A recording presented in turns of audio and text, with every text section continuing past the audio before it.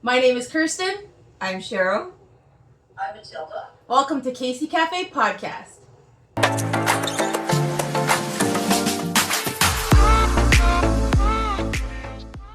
After supporting more than 900 families and still counting, we've realized spent years doing the work, but not enough time sharing what we've learned.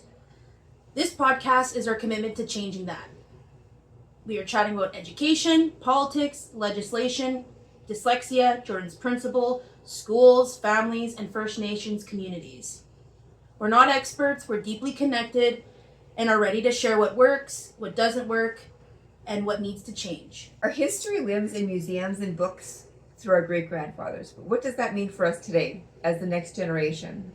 In this episode, Breaking Barriers, our First Nations identify across generations, we're going to talk about our experiences being First Nations in Winnipeg throughout generations. We have a special guest today, Matilda, my mother, Kirsten's grandmother. If you can't all tell, we're related. So we have three generations, mother, daughter. We are three strong women from three different generations. Come along with us on this journey. So today we're gonna welcome Kuko. Drum roll. Hi Kuko, how are you? Hello, I'm great, thank you. Welcome to Casey Cafe. You're our first guest. I'm So- honored. We had a couple questions. I think we've always had conversations about like how it was when you were growing up, and we always just have that kind of like storytelling in our family. I think that's how we connect most. And I think to start it off, I think we should all kind of maybe share where we all are from. I think that's a good idea, like Yeah. what reserve we're each from. So my mom and I are both Barons River. Barons River First Nation, right, Mom? Like that's... Correct. Yeah. Yes, correct. And Kirsten is a member of her father's reserve. Cowes First Nation, Saskatchewan. And we've been there. We went to Cowes not too long ago, but it's Yeah. been a long time since we've been to Barons River, hey? Mom, like I think, when's the last time you were at Barons River? Oh my gosh, it's been years, unfortunately, I'm sad to say. You know, it seems that we go to Barons River for funerals, and we really need to start planning going to celebrate life.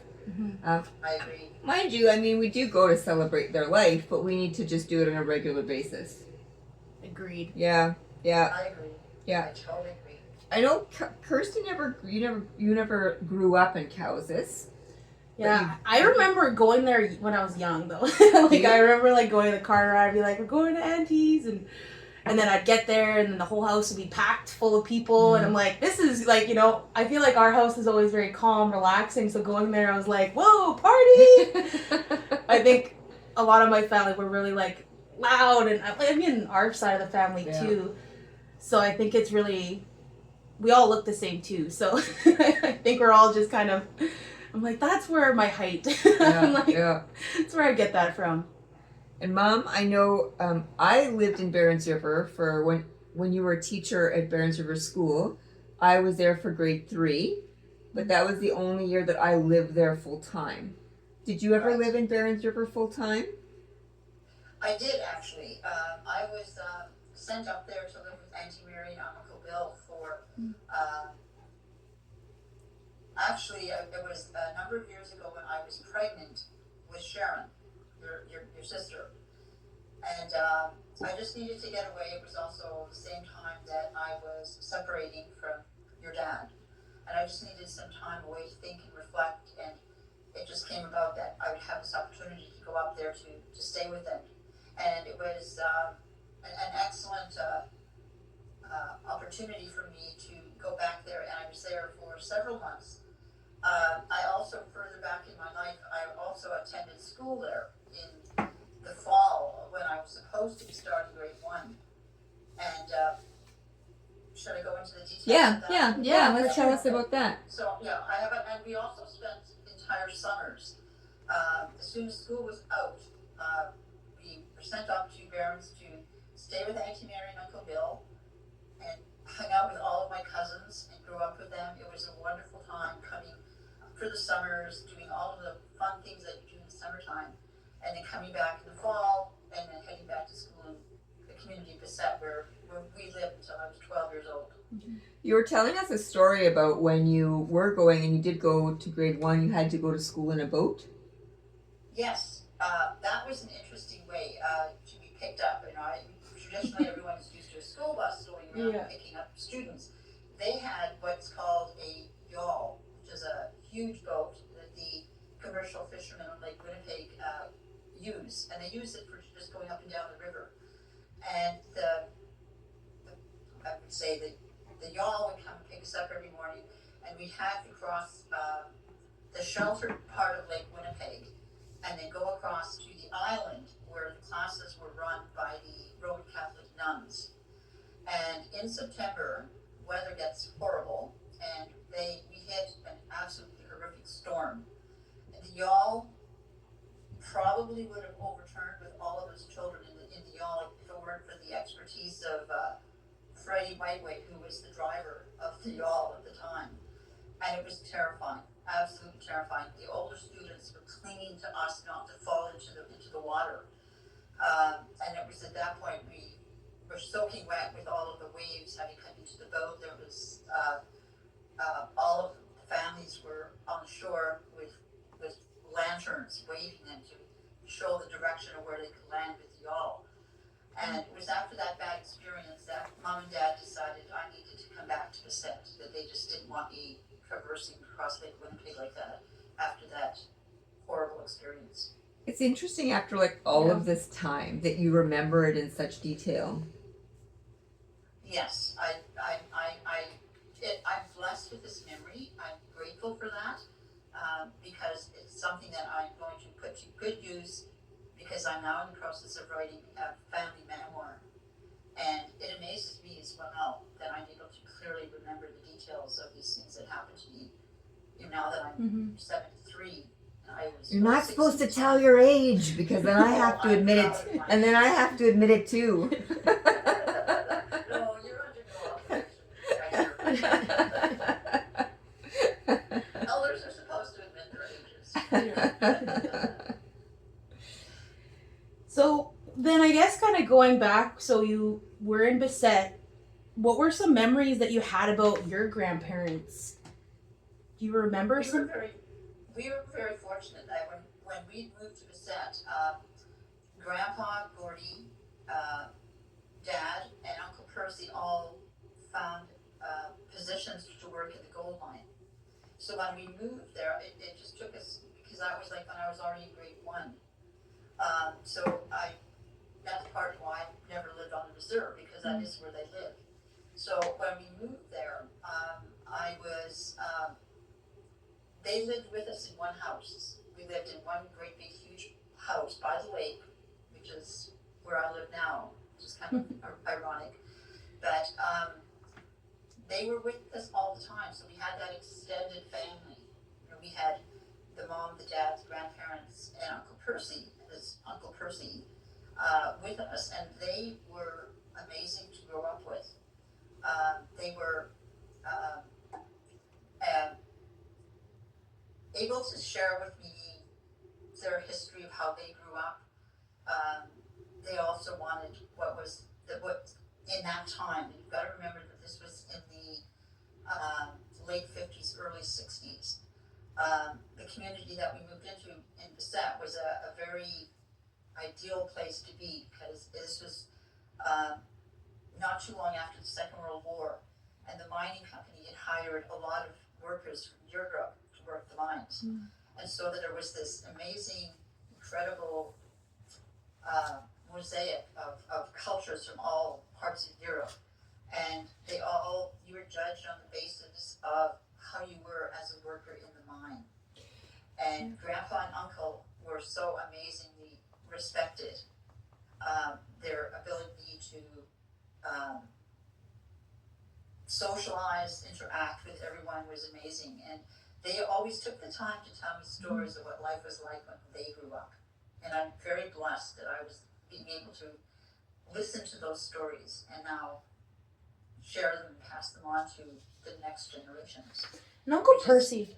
Yeah, you brought up Uncle Percy. He lived to be almost 100. 100? Yeah. Well, I think he was older than that. On paper. They said he was not quite 100, but he recalls that in those days they didn't get baptized till 3 or 4 years later because the priests they didn't come to the communities to baptize the children when they were first born. Mm. So he claims that he was when he remembers events in his life that take him to the age of about 103. Mm. Yeah, because I remember going to his care home when I was younger, and you know, he was always Uncle Percy. Everybody kind of described him as, you know, he knows everything. He knows how to fix cars. He knows how to, you know, have a good time, and you know, he was the jokester. He was like the Forrest Gump, like the native Forrest Gump. Yeah. Like if anyone were to, you know, mine for gold, he found the biggest piece. If anyone was fishing, he was the best fisherman. If he had a dog team or he sled, he had the best dogs. Like it was always like Uncle Percy was like the Forrest Gump of. Right. Yeah. And don't forget, he was the best Spanish maker on the reserve and beat out all of the women in treaty days. And the women just were like, "Oh no, he's here, he's going to He always did. And he also was an amazing jigger. Always won the jigging contest. I see. I remember pictures of Grandpa, my great-grandpa Gordon, your great-great-grandpa, and Uncle Percy at the Sutherland Hotel. And they were dressed so nice. Like they were always so fancy and gooby. And it's funny because we go to things at Barons River and they say, well, who's your grandma or your mom? And I say, you know, Matilda is my mom. And I'm like, Winnie's my grandma. And Winnie from Barons River, I mean, how long has she passed now? 10 years? 15 years? Has it been that long? And people still remember, oh, Winnie. Like people remember, like we have very strong voiced women. Yeah. Passion is what we say. Passion, yeah. So I think then you were chatting a little bit about Bessette, like growing up in Bessette, your family, talking about kind of then like your early years in Bessette. You know, you were going to school. What were some memories that you could share being in school in Bessette? Well, I'm very proud of that time in school. I didn't realize until years later, after I grew up and I was an adult, that the school was actually under Frontier School Division. I had no idea that it was. It was just school. And it was a grade 1 to grade 6, I believe, was as high as you could go. And then after that, you were sent out of the community to go to, I believe it would have been Cranberry Portage, I think.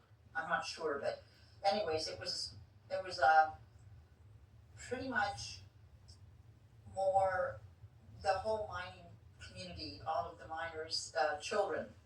So at the time, Bessette was kind of split into the tuxedo of Bessette and then the sort of the slum area, which they called Tin Town.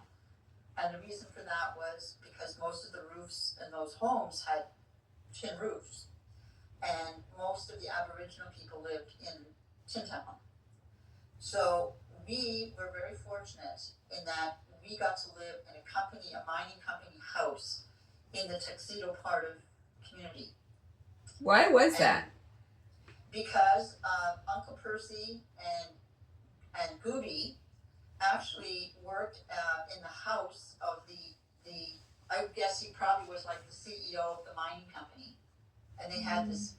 I called it a mansion because it was a beautiful home, and Gooby was like their housekeeper, their house sitter, and whenever the premier of the province came to inspect the mining company, it was always that they hosted it in the CEO's home, and Gooby was the one that prepared these really, catered type of food that was expected.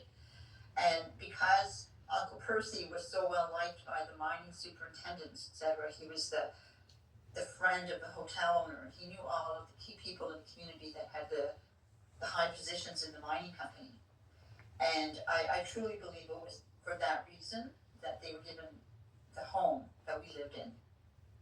And so as a result of that, the school I was always considered to be a nerd um, because I loved school, I loved learning. And when I would go to school, I would. Yeah, should I tell the story about Uncle Percy that I shared with you earlier, Kirsten? Yeah, for sure. Yeah. Okay, so I was just sharing the story earlier with Kirsten about when Mom became pregnant with me. Uncle Percy had this dream and vision that when I was born, he needed to be my mentor to teach me how to live and be successful in both worlds, the world of, as he would say, the white man, and of the Anishinaabe people. He wanted me to be able to do well in both of these worlds. So, because of my age, I turned 6 in January, and I was held back another year because of my calendar of when my birthday was. Uncle did not waste that time. He apparently took it upon himself to teach me how to read. I was able to count to 100, handwrite, not just print, handwrite and print my first and last name. I could write numbers and recite numbers up to 100. So all of these skills were way beyond grade 1. And so this extra mentoring that he gave to me in that year that I was not in school put me at a level when I did enter the school system where I was able to compete with all of the smart white kids that thought they were better than the Anishinaabe children in the school, and I was sort of the inspiration to them to beat out from top grades, the best marks to have. And my report cards, we came across them one time when I was in school. I was like an A+ student in all subjects. And there was a competition for like the top students in each of the grades, and I would always win those competitions. And I wanted to prove to everyone that, just because we're Indigenous people, it doesn't mean that we don't have the brains. And it was just a more powerful force in me that I just loved learning anyways. And I had such amazing teachers. And my teachers were also Grandpa, Uncle Percy, Mom and Dad, and Gooby. I wonder. We did the traditional things. Yeah.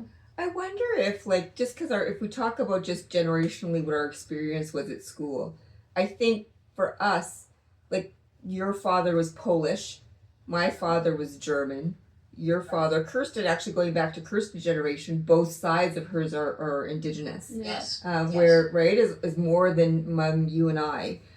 Right.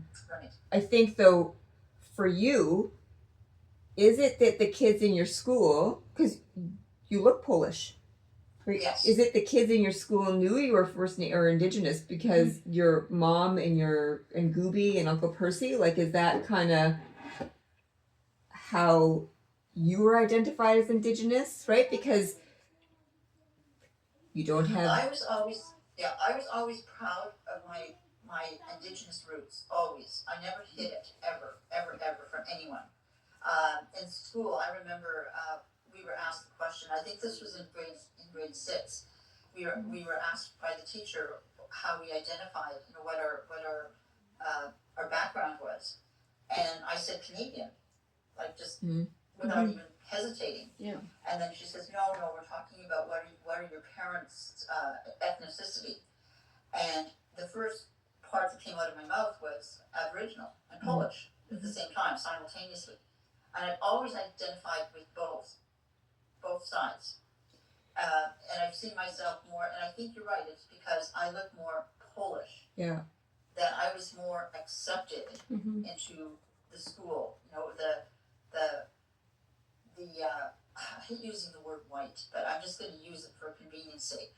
I always got invited to their birthday parties, but my Indigenous friends never got invited. And it just broke my heart, And I always said to my Indigenous friends, well, should I go to the party? They're such snobs and they don't treat you guys very nicely. And my friends said, go, show them who we are, that you represent us. I was always the one that they cheered for on the sidelines, to sort of represent them in a good way. And I was always really happy to carry that faith that they had in me. And I always wanted to represent myself to anyone, to my teachers, to the community, as being respectful and being kind and being caring. And it didn't matter what nationality I am. Because in your day, it was very separate, right? It was very separate. I think that just knowing Uncle Percy and Grandpa, like they were always, I don't want to say high rollers, like I don't mean like that. I mean like they were like movers and shakers and like they really got along with people and they liked to socialize and they had people over and they went to things and right, Grandma always went to bingo and so did Gooby. Like they were very much part of communities whenever they were in them, no matter where they were. Whether it was at Barons River, whether it was in Winnipeg, because eventually you moved to Winnipeg. Yeah. And whether it was Beset, right? Like they always were and had their social groups wherever they went. And I think because, right, my childhood, again, right, my dad is German, but I was raised, so your family, your childhood home became a brand new house in Windsor Park here in Winnipeg. And I think, were you guys the only Indigenous kids in the neighborhood or at school? Do you know that? In the community. And in the school, there was another Aboriginal family, actually from Norway House, Lauren Keeper and his sister Tina Keeper, who also apparently lived within that setting of Windsor Park. And I didn't really connect with them as much as Earl, our brother Earl, because of Earl's sports. He connected with them. But at that time we were the first and second, Indigenous family in a very traditional new development. Yeah, because it was a brand new house. It was brand new. Brand new home. Yeah. And then when I grew up, because you and Dad separated, I ended up living in your childhood home in Windsor Park. So I went to the same elementary that you went to. Yes. And Kirsten went to. And Kirsten went to the same. Like all three of us ended up going, 3 generations went to the same school. And I find that interesting because I wondered, did it change? Yeah. And when I went to school, I was the only Indigenous person. And I remember, because we were never taught Soto. We were never taught. I could understand a bit when Grandma and Gooby would talk, but we never knew how to speak. And I remember they always, because right, my dad's German, your dad's Polish, we have Soto, and everyone always said speak English. Like that was what we were always raised. Speak English. You're in Winnipeg. You need to speak English. Like you go to school, speak English. Like that was from what I remember. Mm-hmm. But I also do remember, like, it's funny because I remember grade 1 as well.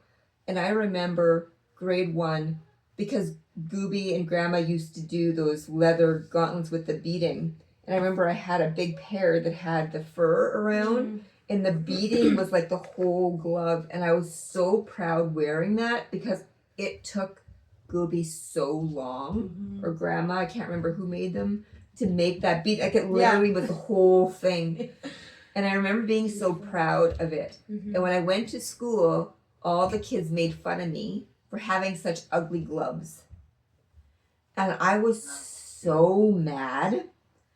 So I remember going, I was so mad because I felt like you're insulting my grandma and my great-grandma. Do you know how hard they worked on these? They're beautiful. And we always had at our Northumbria, we always had like a rabbit in the freezer or a deer hanging in the garage or whatever it was, right, in the freezer. And I was so mad. I ended up taking, in the morning when I went to school, I went to the garage and I took a frozen rabbit. And I brought it to school. I don't know if you remember this because I got into big trouble. And because you have show and tell, right? So I brought in this frozen rabbit. All the kids screamed because there's this dead. And I'm like, this is where my grandma got the fur for the gloves that I brought for last show and tell. And I was sent home. Like I was in so much trouble. But to me, I was like, that's what we do. And that's what my grandma's, right? That's a lot of work to do what they do. Mm-hmm. And it was so mocked, and it made me so mad, and I wasn't tolerating that. And I remember, Mom, you ended up pulling me from that school because they were. I was so angry. That was the final straw. Yeah. Of that was it. I did not want you to be in that school if they were so blatantly unaccepting. And we are such proud people of our culture, as we should be, as anyone who's Canadian. And that was it. That was the final straw. And if they expected me to be appalled by your actions, I became just as angry probably as you. Yeah. And it's fun. And then Kirsten, I think you going into school, what was your, because we all went to the same elementary. How was that for you? I remember just talking to people about I have a jingle dress, and I was so pumped about having that made. My auntie made it, and I think at first I was like, oh, this is awesome. I want to wear it, And I think talking about it to everybody, they were like, what do you mean? That's it just. I was excited to share about it, and then I was like, I'm Indian, and I was like, that. Right? I was like, and I think that was when the teacher was like, no, you're not, and I don't say Indian. Yeah, we don't anymore. say Indian. Yeah, and I was like, but I was just like, I don't know. I think I was probably 6 years old or 7 years old, right? And I'm kind of just hear conversations from you guys being like, yeah, this is what we wear. This is very accepting, and I think I was just kind of like, what do you mean I can't say that? Like, what's the problem kind of thing. So I was offended, I think, by that. Because you identified how you wanted to identify, whether it was First Nations, Indigenous, Indian. I know that that's not the term that we use anymore, but I think as a kid, right, you're identifying who you feel you are. And I do remember, For sure. One of our, my friends remembers that conversation because you were so mad. They can't tell me who I'm not. They can't say I can't call myself that. Yeah. Like you were so upset. So interesting that all three generations had similar experiences with identification, right? And we're talking about 20 years in between each. Yeah. I remember even the summertime going up north for summers, and I would love coming back. I had a glowing tan, I was proud to kind of go back and tell everybody at school about what I did that summer, right? Because it was always so adventurous. There was always going on the boat, and my cousin Carly, we almost left her on the island and we forgot about her. Just things like that, being out in nature. Because that was Kirsten's experience for childhood, was because I was a single mom, and Mom, you were a teacher, so my mom and stepdad would take Kirsten for the whole summer. So she would come back. She's not joking. She was golden. A golden, it was awesome. Because all they did was you guys are outside and you went to camp and you did the fishing and you did the boating and you did all that stuff. Yeah. I think, Papa always trusted you to drive because you've been doing it for so long, the boat. Yeah. Right? So. Yeah, exactly. A person just naturally embraced it. It was so natural for her. But it's also interesting, it brings back to my memories too, when I was growing up in Bissett. Grandpa and Uncle and Gooby and Mom all did those traditional things as well. The prairie picking of the blueberries in August, the boat rides out on the lake, the canoeing, the going out and gathering the fish nets, driving out to pull the nets out of Rice Lake. Those are all traditional ways of being brought up. And I was very happy that it was carried on in Kirsten's childhood, and that Papa and I were able to bring that to her generation. But then it was very different for you, Cheryl, right? Because at that point, when you were young, you were in Barons River for that 1 year. I did live in Barons River in 3rd grade, but then you ended up going as a teacher, always teaching in First Nations communities, and then Kirsten, because I think throughout your whole childhood, Mom, you were in Nelson House. So Kirsten, you had a very specific place that you went to that you felt was like your second home for so long. Yeah. But I think, I look at my niece and nephew, the next generation, right? You guys go to dance, right? Traditional powwow on Tuesdays. And you're learning how to make your own powwow, because we still have to make our own, right? You do moccasins. I've been doing star blankets. We're trying to get back into, we're trying to find our way, learn traditional ways that I want to say Gooby and Grandma did them. They just never taught us, right? Because we were always trying to fit in, right? They always wanted us to fit in. And I think now is the season where I want to say it's acceptable because I've always accepted it. I've always embraced and been happy and right. We always had cousins stay in Northumbria. That's how I got to know them. But I think this age and generation is where the general population is learning about First Nations culture and embracing the reconciliation. But they're embracing also like the dress, the shoes, like the moccasins, the dress, the blankets, the art that comes with celebrating that. I think that's something that has changed a lot this last decade. Yeah. But it didn't exist for any of our generations. Right? It didn't exist for any of our generations. It was like social media kind of was able to connect the people that were so far to maybe the people who teach, right? Like we were able to share those stories too. I think our culture is about storytelling. And I think we always just have those stories within our niche of people, right? But I think social media really expanded that. And Abe was able to kind of connect more people and share more stories. Yeah. And we were like, whoa, we have similar kind of backgrounds a little bit in similar ways that we grew up. Were they the healthiest and positive? No, right? Yeah. But we learned from those from the next generation. Yeah. I wonder. Sorry, Mom. I also just wanted to mention about going back to, if you don't mind, this is a very important thing to note in my generation. When I grew up, there was a real strong, evident racism attitude towards Indigenous people. And when they chose to leave Barons River for employment in the mines. You're talking about who you're talking about? Grandpa, yes, okay. and Uncle Percy. Okay. Barons River had gone from being a very traditional, when you look at it, was our great-grandfather, Joseph Barons, signed Treaty Number 5.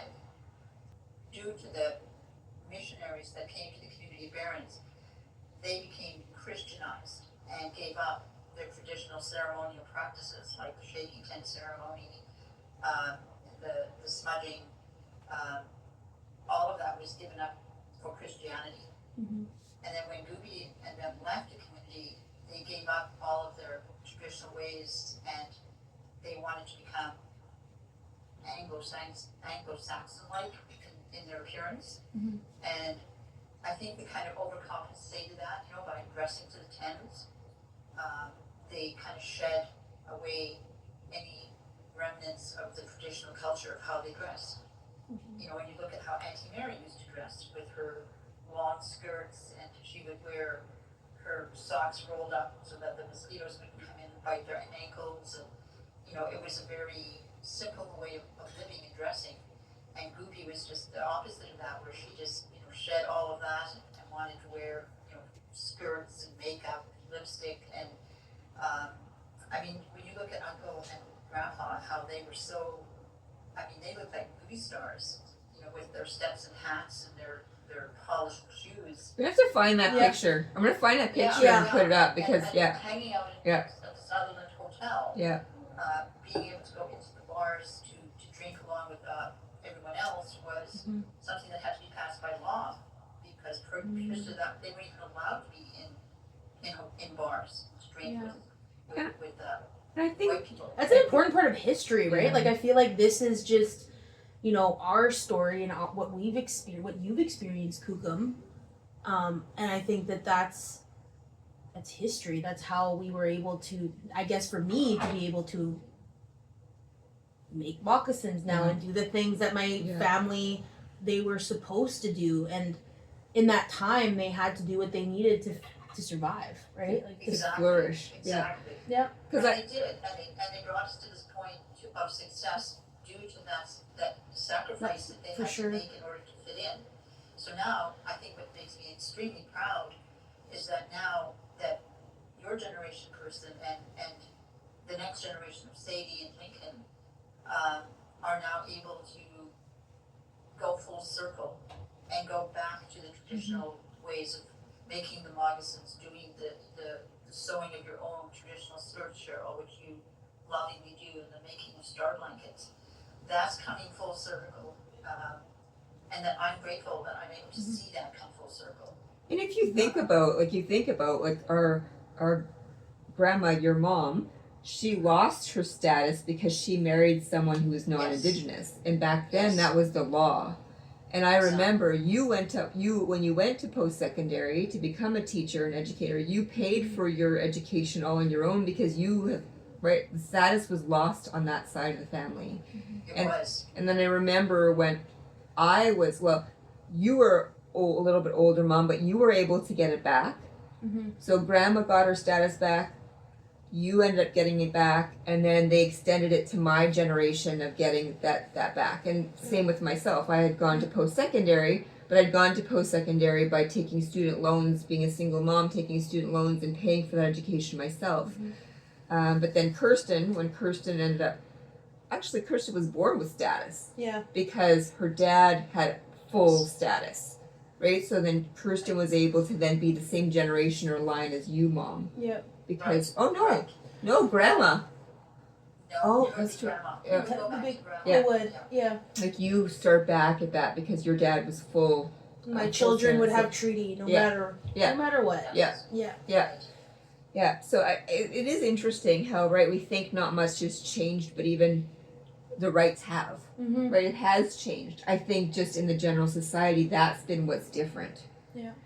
I do want to talking about pictures. I there's this book by I found this by accident. Yeah. When we were moving into, we now have share some space with our roommates. It's Swan Lake First Nation in Headingley, and they were doing a book sale, and we were buying some furniture from them, and they had this book, and I'm like, this is my great grandfather. And I just met our new roommates, and he's like, what do you mean? Like, he looked at me like, yeah, right, that's your great grandfather. I'm like, no, it's true. Like, my line is the Barons in the Bittern line, but Barons is my great grandfather. And I remember when I was looking through it, I was like, going through it, and I'm like, look, that's the painting that my mom donated to the museum, Manitoba Museum. And we have a whole bunch of pictures going around that. Can you see this, Mom? Yes, I can. Yes. So we had taken that from your basement, and Deontay and I, because it was in your basement, Deontay and I brought it to the Manitoba Museum, and she gave us a tour of the whole back end of the museum. It's very interesting. We have pictures of that, so we'll share those. Mm-hmm. And then they put it up in the Manitoba Museum because now it's a full collection. Like you allowing them to display it because you're lending it to them. Right. It now made the collection full. So, and this is a Manitoba Museum of here it is. Museum of Manitoba. This was this one, and then the one that you, right? The third missing portrait. Third missing They portrait. had no clue where it was. Yeah. I have to tell the story about how that picture came to me as well. Mm-hmm. It sat in Uncle Percy's home. It's funny, there's Uncle Percy, Right there. I don't know if you can see Uncle Percy, and then Uncle Percy. Brother Gordon, which is our great grandfather. Yeah. Wow. Okay. So he had the portrait in his home, and we never ever knew the significance, the historical significance of the portrait. Mm-hmm. And Jim, Papa, and I would go up often at Christmas time to go visit him and bring him Christmas gifts from the family. And at that time, it was just a winter road, where now it's a gravel road. And we would, just go through this horrendous journey on this Muskeg Road. So one time when we were sitting with Uncle Percy, apparently what had been happening was people were starting to break into his home. And the reason for that was they knew that he didn't believe in a bank, and there are no banks in Barons River. So when he would cash his old age pension checks and his CPP checks, he would send his caretaker to the store to cash those checks, and he would have the cash. And then he would use that cash to buy his groceries throughout the month. So people in the community that knew about this started coming to rob him. And at one point he was robbed, and he was found on the floor out of his wheelchair, and they had taken his money. And shortly after this had happened, he was very shaken by all of this. And then Jim and I came up for the Christmas journey that we made to go see him every Christmas time whenever we could go up there, which we did pretty much every year. And out of the blue, we were sitting around his table and we were just enjoying, each other's company. And then he said to us, he said, Matilda, would you be willing to take this portrait and take it with you and promise me that you'll take care of it, that I'm passing this precious portrait on to you as sort of the oldest in your family. Don't ever let the museum have it. You can lend it to them, but don't ever let them have it. Promise me that you will do this for me. And of course, Jim and I agreed. And it was quite a challenge to try to pack this picture. And it was smoke covered because this portrait hung by his wood stove for many, many, many years. It's amazing it didn't catch on fire, right? And because it was right across from where the wood stove was, with all the smoke that's generated with the wood stove. So we lovingly packed this up as best as we could, made our journey back on that horrific road with this portrait on my lap because I was so afraid that it was going to get damaged when it would bounce around. And, my head would hit the roof of the van, but I was hanging on to dear life with this portrait. It made it back to Winnipeg. And then when we built our home up here in Paint Lake Provincial Park at Liz Lake, the portrait came with us. But you had to get it cleaned. I remember you had to get it restored. Because Jim got really tired of looking at this smoke-filled portrait. He said, well, we should get more detail. We want to see more of the picture. So he took this portrait to Winnipeg, found out that the Winnipeg Art Gallery specializes in that type of thing because they have all these, historical portraits they have hanging in their exhibits. So it was then when he went to get this portrait cleaned, they had told him, they had informed him that this was a portrait that was at that time about 100 years old. The portrait artist was a famous artist. He was an American portrait painter that was famous for his time. And that this was a portrait probably valued at least $28,000-$30,000. They didn't know about the historical value of the portrait yet. It was only, I think, when we went to the launching of the jackets. Yeah. Yes, and we're looking at the exhibits, and then Jim. Oh, by the way, once we got the cleaning up of the portrait, the details in there were phenomenal. We could see the medicine bag in the background. We saw so much more of the detail, and apparently it's in its original frame and the original canvas. So, anyways, when we went to this exhibit from the Manitoba Museum, because the museum had accumulated the first and second portrait, and then the first and second jacket that was in those portraits. So we had been invited. Yeah, because it's funny because this book was from the U of M, and it's funny because he looked at me like, "Yeah, right. This is your family." And then I was looking more in detail. I'm like, "Oh yeah, there's me in this picture." Yeah, I'm like, "Oh, there's Kirsten. There's my mom. There's my aunties."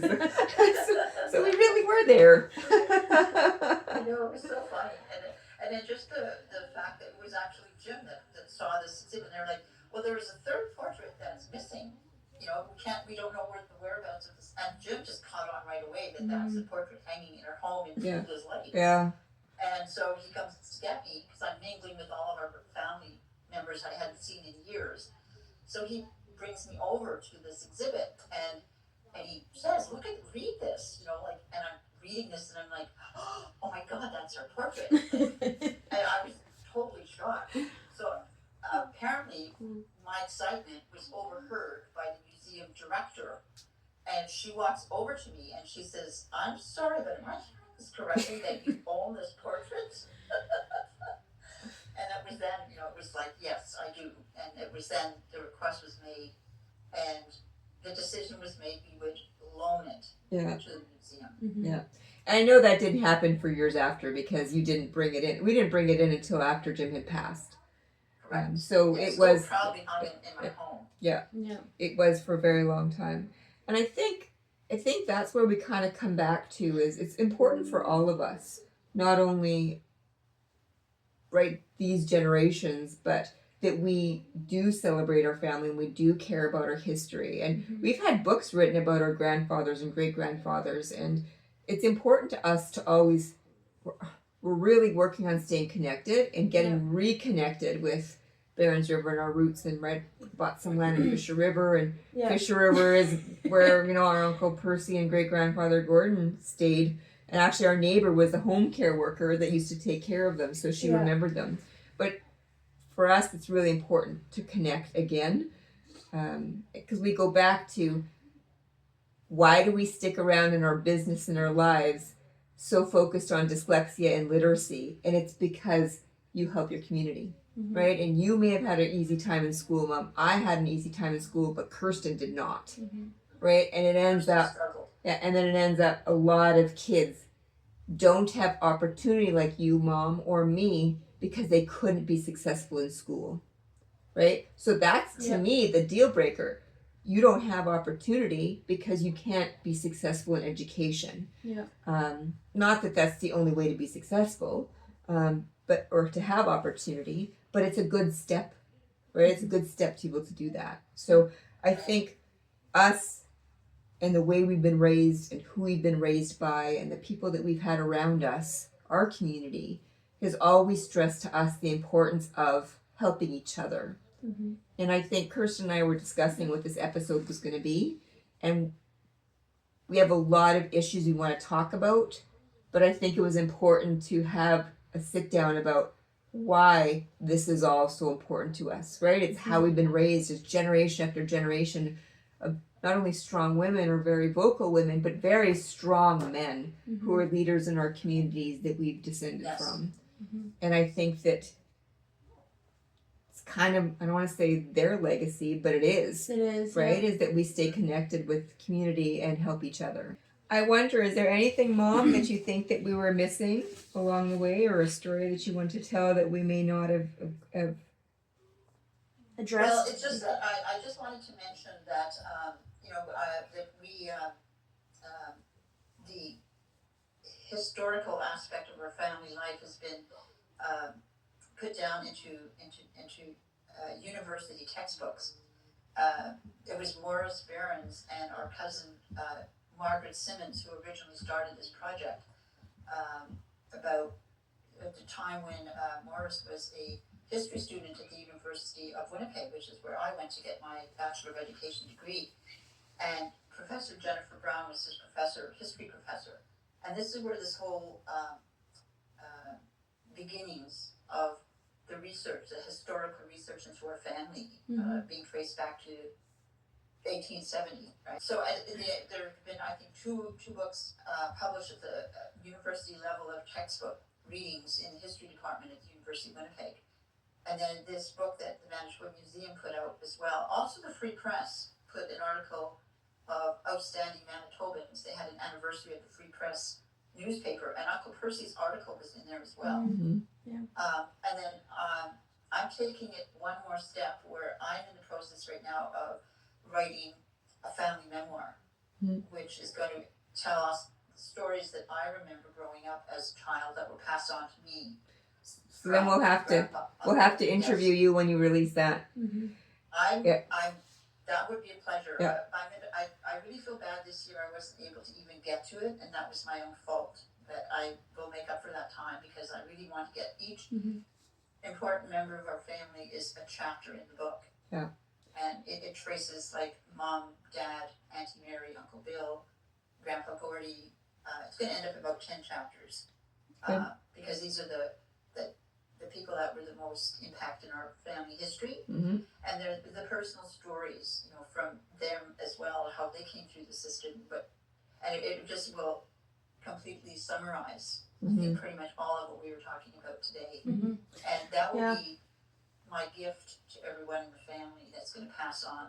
And we have our my niece Tanis Pouliot to thank for putting that idea of putting these stories down. And she was the one that said, Auntie, you should put these stories into a book, because then our generations can then read more about these personal pieces of storytelling that we need to know about. For sure. Family history. Oh yeah, for sure. I just want to, I thank you so much for joining us. I think it's important to, right? We have generations, and just having a quick chat about what that looked like in part for some of us and things that are upcoming. I think, Kirsten, is there anything you want to add before we go? Oh, I think thank you again, Kukam, for coming. Yeah, we appreciate My it. pleasure. I Yeah. love Thank you hearing for all the inviting stories. me. I appreciated this so much. I Yeah. felt so honored when I was asked to do this by you guys. Thank you so very much. So thank you all for joining us today on the KC Cafe podcast. If these conversations resonate, please subscribe, leave a review, and share with your friends. We'll be back next week, and we can't wait to dive into more with you. Bye. Bye. Bye.